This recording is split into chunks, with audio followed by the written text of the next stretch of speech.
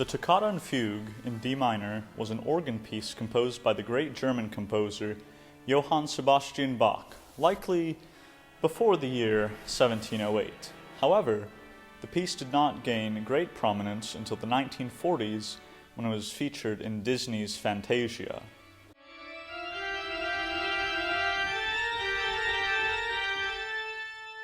Although respected in his time, Bach did not become the figure we know him as today until the early 1800s, over half a century after his death. Since then, many scholars and musical historians have doubted whether or not Bach really composed the Toccata and Fugue in D minor. Its simple counterpoint and harmony make it somewhat pale in comparison to his other great organ works.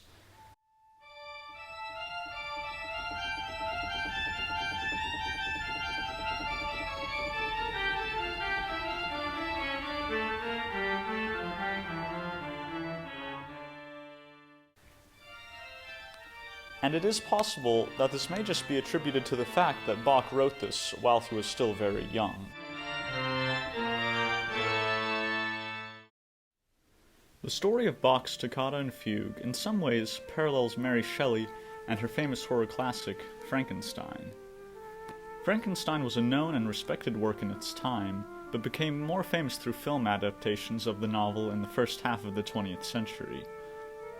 Mary Shelley was also doubted to have written the work in her time, probably both because of the fact she was so young and the unfortunate fact that she was a woman in the early 19th century and was subject to the prejudices of the time. Both Shelley and Bach worked in positions where their work would be experienced by the masses, one a writer and one a musician.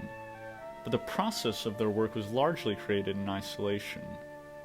The protagonist of the novel, Frankenstein, also works in isolation.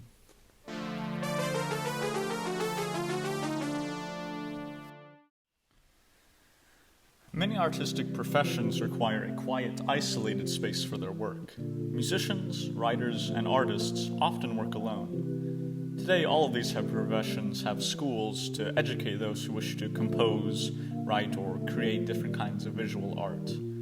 Other occupations, such as doctors or scientists, would be very difficult to educate oneself on alone. However, Frankenstein manages to teach himself in an isolated environment.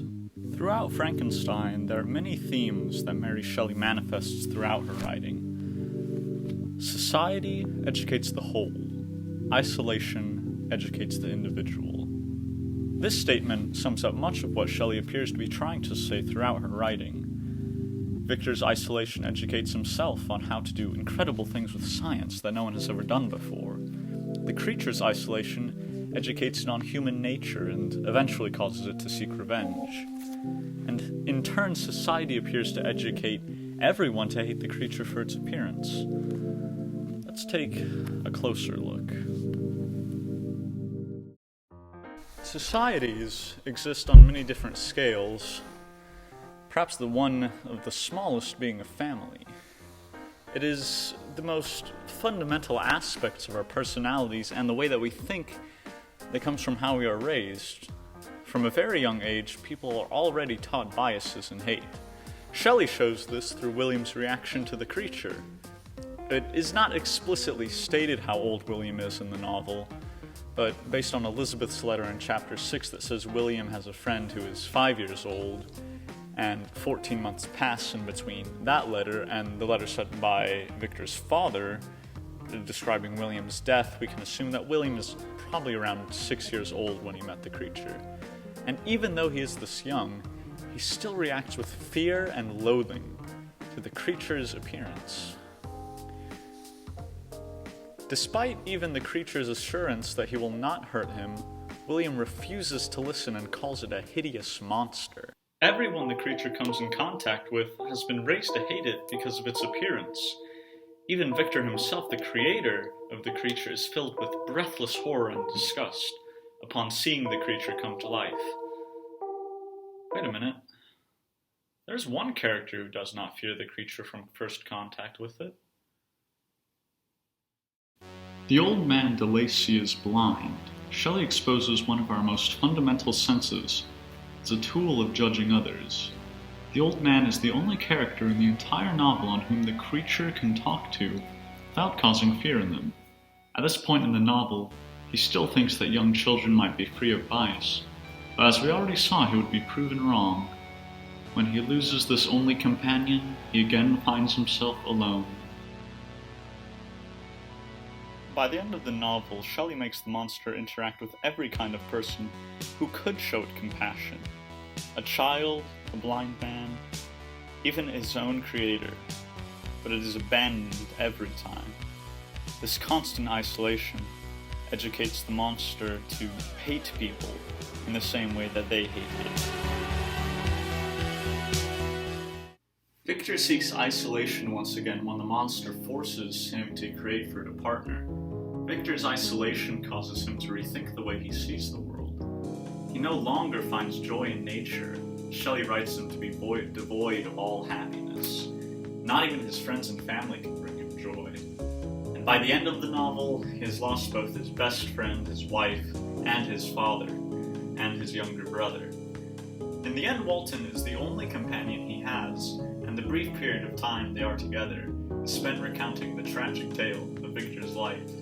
Walton is a character who also is in isolation from society in his journey to the North Pole. This isolation educates him into what he truly wants. He realizes that he wants greatness. However, he cannot escape the fact that he craves companionship, someone to share his intellectual prowess with. Victor satiates Walton's want of an equal companion. Walton is both the first and the last character and narrator we hear from in the novel, and the story comes full circle with the death of Victor and the creature.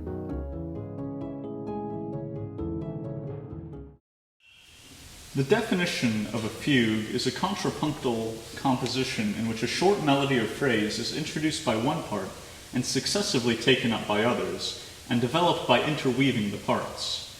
Shelley does this in Frankenstein.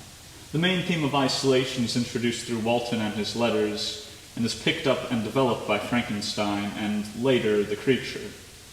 Shelley probably wasn't thinking directly of a fugue when she chose to structure her novel like this, but it is nonetheless beautifully artistic in presentation through her writing.